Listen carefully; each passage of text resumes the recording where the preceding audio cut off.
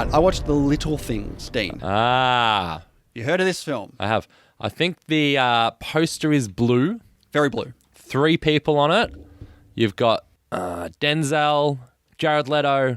Don't know the third. Are they all sitting in a car as well? It's very ironic that you would not forget that third person. You would forget that third person because he's so forgettable in this film. It is Rami Malek. Rami. Rami. Nah. Man, you hate Rami Malek. Hate's a strong word. I think the only reason I don't hate Rami Malek is because I love Mr. Robot. Yeah, that's fair. That's fair. I've only seen a little bit of it and he hasn't really done much else to warrant my interest. Affections. Yeah. No, The Little Things is about a deputy sheriff. He and Detective Jim Baker, played by Malek, obviously the sheriff is played by Denzel Washington, become caught in a search for a serial killer who is terrorizing the city. Hold on. Is Baxter their dog? No, Baxter is Rami Malek. Terrible name for a person. Yes. It also stars Jared Leto, like you said, as a potential suspect. And he was getting some awards buzz for this. Best supporting awards going out there. He loves supporting. He does love the supporting roles. Yeah, I know he did get nominated for the Golden Globe and the Screen Actors Guild for this. What's Leto's biggest starring movie? I would have said it was Requiem for a Dream until he did Dallas Buyers Club. He's been in a lot. Obviously Joker, Suicide Squad. Yeah. Not Joker. What? He wasn't in Joker. Obviously as Joker in Suicide Squad. I thought you said obviously Joker / Suicide Squad. He was in Blade Runner 2049. Yeah, but that's what I mean. He's never the main guy. No, he's never the guy. Requiem. That's an ensemble. Yeah, ensemble. No, this is directed by John Lee Hancock. Great name, by the way. John Hancock. Get you John Hancock. Yeah. I mean, I wouldn't like it. He directed The Blind Side.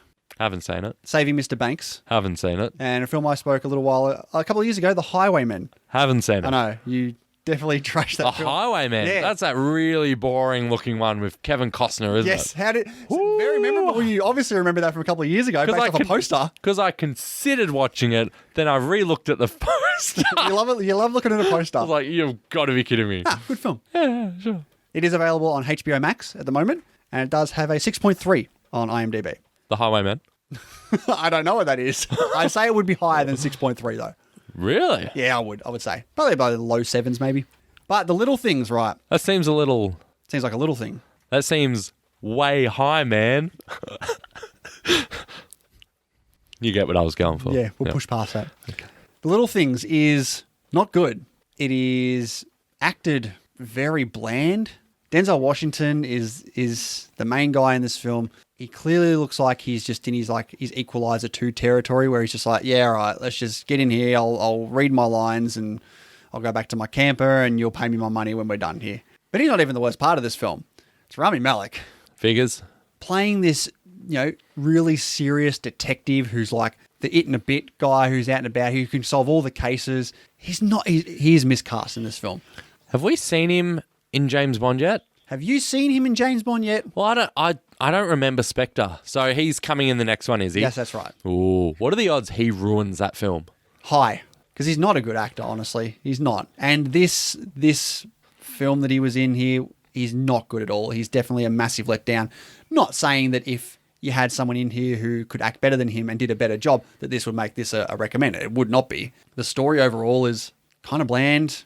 The way all these cops and people talk to each other, it's kind of lackluster. Like they talk, you can tell that this is a script rather than them just, Doesn't feel natural. Exactly. Some of the stuff they say, that's clearly written. Jared Leto is okay, not worthy of any awards. Yeah. The film doesn't look good either. It's very dark. It's a bad poster. You go off everything based off the poster. I mean, it's a very dark poster. Yeah, it is a very dark film. I don't really see a lot throughout the film. I like dark films. It is set in the 90s as well. They don't really go out of their way to explain why or if it is in fact set in the 90s. There's one thing at the start where it says, a quick one, that I think it was 1993 maybe. Quick little time card at the start, and then it just never says anything else other than that. The only way you would notice is because they don't have mobile phones or anything like that. They have to use pay phones. I was going to say, is it set in the 90s because mobile phones and the internet would solve a lot of their problems? That is a good logical explanation. I did read that this script was made in the 90s, so they probably just didn't decide to update it. Yeah. But I think the lack of technology would really help them not be able to figure out this case straight away. Yep. I didn't mind the ending. I thought that was a bit of a sharp turn from what I was expecting for this generic police procedural drama. That I didn't mind.